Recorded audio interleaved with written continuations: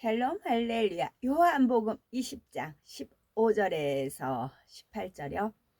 예수께서 이르시되 여자여 어찌하여 울며 누구를 찾느냐 하시니 마리아는 그가 동산지기인 줄 알고 이르되 주여 당신이 옮겼거든 어디 두었는지 내게 이르소서. 그리하면 내가 가져가리이다. 예수께서 마리아야 하시거늘 마리아가 돌이켜 히브리 말로 나오니 하니 이는 선생님이라는 말이라. 예수께서 이르시되 나를 붙들지 말라. 내가 아직 아버지께로 올라가지 아니하였노라. 너는 내 형제들에게 가서 이르되 내가 내 아버지 곧 너희 아버지 내 하나님 곧 너희 하나님께로 올라간다 하라 하시니 막달라 마리아가 가서 제자들에게 내가 주를 보았다 하고 또 주께서 자기에게 이렇게 말씀하셨다 이르니라. 아멘. 제목은 아름다운 마음입니다. 이 말씀은 여선교회 헌신 예배 때 나온 말씀이고요. 막달라 마리아는 부활하신 주님께서 가장 먼저 만나 주신 여인입니다. 그녀가 이렇게 특별한 은혜를 입을 수 있었던 것은 그만큼 아름다운 마음을 소유했기 때문입니다. 우리도 주님의 사랑과 은혜를 입기 위해 어떤 마음을 이루어야 하는지 막달라 마리아를 통해 살펴봅니다. 막달라 마리아는 예수님을 만나기 전 너무 비참한 삶을 살았습니다. 질병으로 자기 한 몸 건사하기 힘들었고 가족에게도 학대와 멸시를 받았습니다. 누구도 그녀를 사랑하거나 그 마음을 위로해 주지 않았지요. 마치 짓밟힌 꽃잎처럼 아무 소망 없이 살아가는 불쌍한 인생이었습니다. 그런데 예수님을 만남으로 그녀의 인생의 전환점을 맞게 됩니다. 영육간의 모든 문제를 해결받아 건강해지고 참된 삶의 의미를 깨달은 마리아는 예수님께 세상이 알 수 없는 사랑을 받았습니다. 그녀는 그 사랑을 갚기 위해 마음을 다하며 뜻과 정성과 힘을 다해 주님을 섬기며 마지막 순간까지 자신의 모든 것을 드렸지요. 그러한 사랑과 섬김이 있었기에 부활의 주님을 가장 먼저 뵙는 축복을 받을 수 있었습니다. 많은 분들이 주님으로 인해 새 삶을 얻었다고 고백하며 막달라 마리아처럼 생명 다해 주님을 사랑하며 교회를 섬기겠다라고 합니다. 그 중에는 마리아를 오해하는 경우도 있습니다.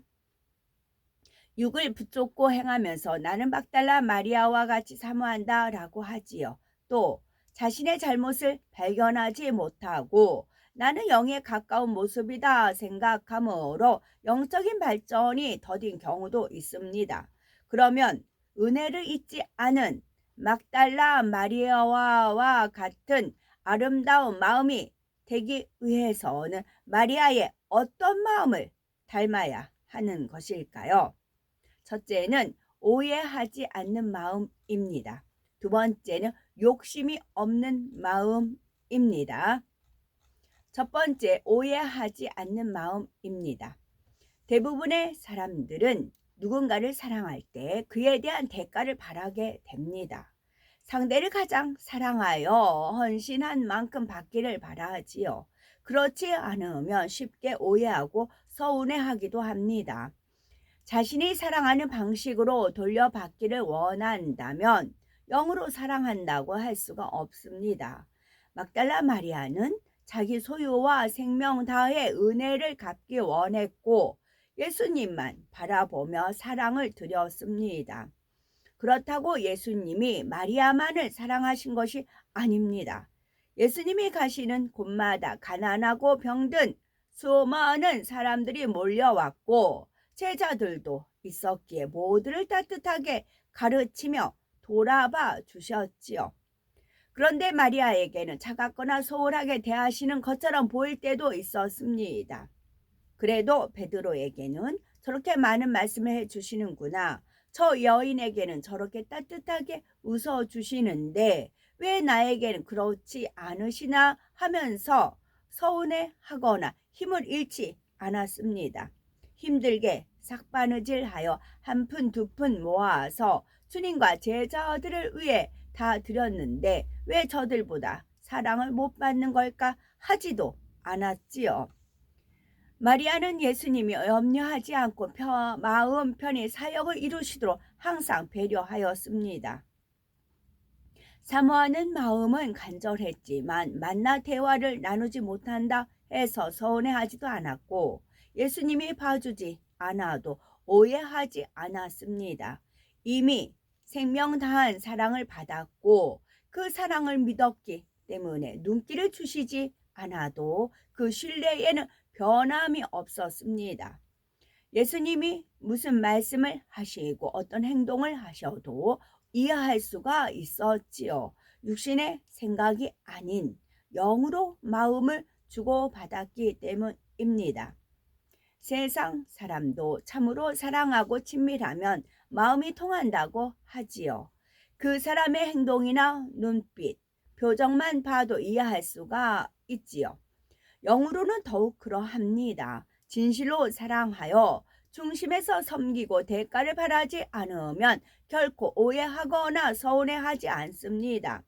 자신의 생각과 맞지 않는 어떤 것을 보아도 상대의 입장을 선으로 이해해 주지요.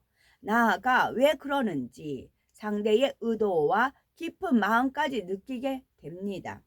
마리아는 예수님뿐만이 아니라 제자나 무리에게도 동일하게 섬기고 헌신했습니다. 내가 이렇게 예수님과 가깝다 하면서 자기 주장을 내세우거나 화평을 깨지 않았습니다. 들레거나 높아지려는 마음 자체도 없었습니다. 그토록 헌신하면서도 당연하다 할 뿐 칭찬은 기대하지 않았지요. 누가 사랑과 칭찬을 받으면 주님이 기뻐하시니 자신도 기뻤습니다. 많은 사람이 은혜를 받고 감격하여 생명 다해 사랑합니다. 무슨 말씀을 해도 온전히 신뢰합니다. 라고 고백을 하지만 막상 어떤 한계에 부딪히면 사랑도 신뢰도 사라집니다. 힘껏 사랑하고 섬겼는데 원하는 방식대로 사랑받지 못할 때에는 힘들어하고 낙심하지요. 다른 사람과 비교하여 자신이 더 사랑받지 못한다고 느끼며 불편해지는 것입니다. 나는 저 사람보다 헌신하고 사랑했는데 나는 아무리 노력해봤자 인정도 못 받고 사랑도 못 받는다 라고 하면서 서운해하는 것이지요. 때로는 설교 중에 이런 비질을 버려야 합니다 하면 자신을 지적하는 말씀으로 단정을 하기도 하지요. 누가 내 허물을 전했을까? 남이 전하는 말만 듣고 나를 오해하시네 하고 걸림이 되지요. 그런가 하면 누가 지적하면 잘못 전해 듣고 상처받기도 합니다. 사람들 앞에서 나를 망신 주신다 라고 하면서 자존심이 상해 힘을 잃어버리기도 하지요. 진실한 사랑에는 오해가 없습니다. 설령 많은 사람 앞에 책망을 듣는다 해도 참된 사랑이 있다면 걸림이 되지 않습니다. 다른 사람이 더 사랑과 인정받는다 해도 서운한 것이 아니라 기쁩니다. 마리아는 예수님의 기쁨이 곧 자신의 기쁨이었고 예수님의 소원이 곧 자신의 소원이었습니다. 만약 마리아가 가장 소중한 것을 예수님께 드렸는데 그것을 다른 사람에게 주셨다면 그 마음이 어떠했을까요? 힘들게 준비한 것인데 내 마음을 몰라주시나 하지 않았을 것입니다. 그것을 귀한 분께 드릴 수 있어서 기쁘고 예수님이 원하시는 곳에 쓰시니 감사할 따름이지요. 두 번째는 욕심이 없는 마음입니다. 자기의 욕심을 채우려는 마음이 있으면 은혜 갚을 수가 없습니다. 욕심이란 물질뿐만 아니라 내 것, 내 가족, 내 소원, 내 명예, 내 자존심, 내 권세, 나의 평안함 등 자신이 더 누리고자 하는 모든 사심을 말하지요. 사심이 있으면 아무리 희생과 헌신을 한다 해도 자기도 모르게 바라게 됩니다. 예수님을 붙쫓는 사람 중에는 욕심으로 붙쫓는 경우도 있었죠. 예수님이 큰 권능을 행하고 많은 사람의 사랑을 받으니 자신도 무엇인가 얻기 원했습니다. 또한 예수님이 이 땅에 왕국을 건설할 줄 생각하고 장차 예수님의 나라에서 부귀 영화를 누리려고 열심히 붙쫓는 사람도 있었고요. 그런가 하면 예수님 가까이에 있어서 자신은 중요한 사람이고 사랑받는 것처럼 보이기를 원한 사람도 있었지요. 마리아는 예수님을 통해 자신이 좋은 것을 누리려 하거나 사랑받으려는 욕심이 전혀 없었습니다. 그림자같이 예수님을 따라다녔지만 철저히 낮아져 섬겼지요. 12 제자는 권능을 받아 멋있게 하나님의 일을 하여 예수님께 인정을 받는데 나도 사도로 세워주소서 하지 않았습니다. 아무 대가도 칭찬도 영광도 바라지 않았습니다. 최선을 다해 예수님의 기쁨이 되는 일을 하고 평안하게 해드렸지요. 예수님을 위해서만 헌신한 것이 아니라 자신이 못 먹고 못 누리더라도 제자들을 위해 희생할 수가 있었습니다. 그것이 곧 예수님이 원하시고 평가해드리는 길이라고 믿었기 때문입니다. 어떤 사람은 나도 이것을 하고 싶다, 저것을 누리고 싶다 하다가 뜻대로 되지 않으면 감정이 상합니다. 나는 이렇게 열심과 믿음과 능력이 있는데 원하는 사명을 받지 못했으니 억울하다. 정말 잘할 수 있는데 남들이 나를 몰라준다라고 하며 서운해하지요. 정말로 자신에게 그런 능력과 믿음이 있다면 현재의 위치에서 최선을 다해 충성하시면 됩니다. 남들이 알아주지 않고 직분을 받지 못하니 속상하다 억울하다 한다면 그 자체가 욕심인 것이지요.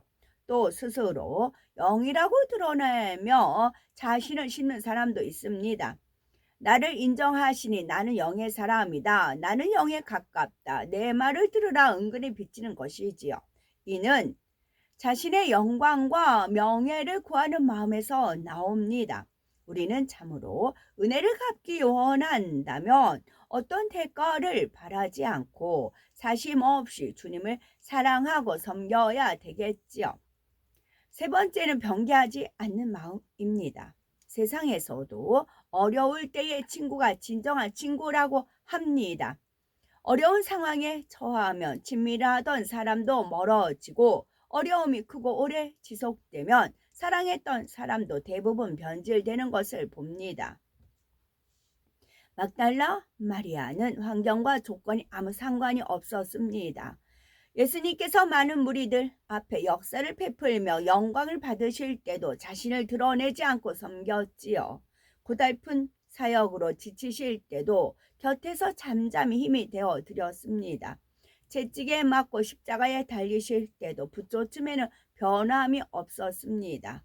군병들의 창과 방패에 가로막혀 곁으로 달려갈 수 없었지만 결코 예수님의 주변을 떠나지 않았습니다.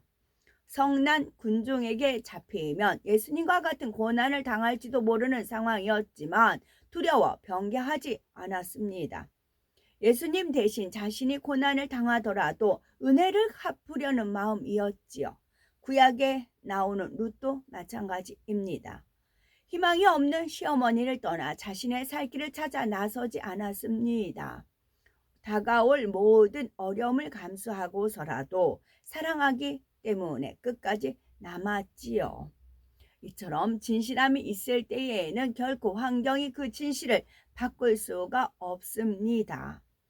아무리 현실적인 고통이나 고난이 몰려와도 그것 때문에 사랑이 변치 않습니다. 요한일서 4장 18절에 사랑 안에 두려움이 없고 온전한 사랑이 두려움을 내어 쫓나니 두려움에는 형벌이 있음이라. 두려워하는 자는 사랑 안에서 온전히 이루지 못하였느니라 하였습니다. 이처럼 어떤 어려운 일이 닥친다 해도 진실한 사랑에는 흔들림이 없는 것입니다. 우리는 내 생명이 다하기까지 헌신하고 충성하리라 은혜를 갚으리라 이런 고백을 하셨을 것입니다. 그렇다면 어떤 상황 속에서도 변함없이 열정을 다해 주님을 사랑하셨는지 돌아보셔야 되겠지요. 어떤 경우에는 이런저런 연단을 겪으면서 마음이 달라집니다.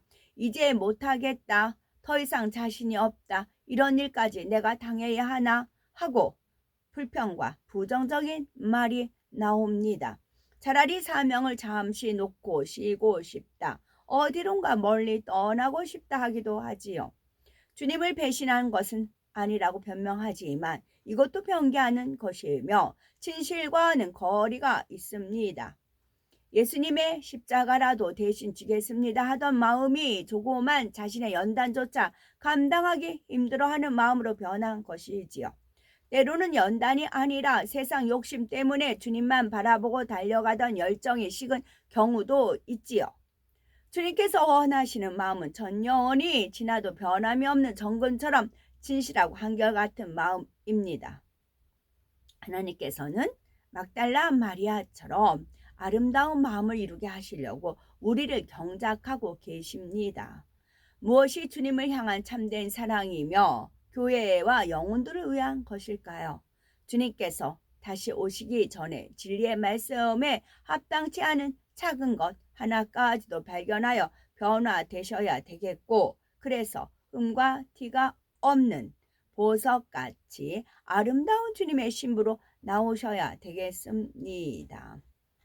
아름다운 마음의 소유자가 막달라 마리아를 들었고요. 막달라 마리아는 어떠한 마음을 가졌느냐 하면, 첫째는 어떠한 상황에서도 오해하지 않는 마음이었습니다. 두 번째는 욕심이 없는 마음이었고요. 세 번째는 변개하지 않는 마음이었습니다. 아멘.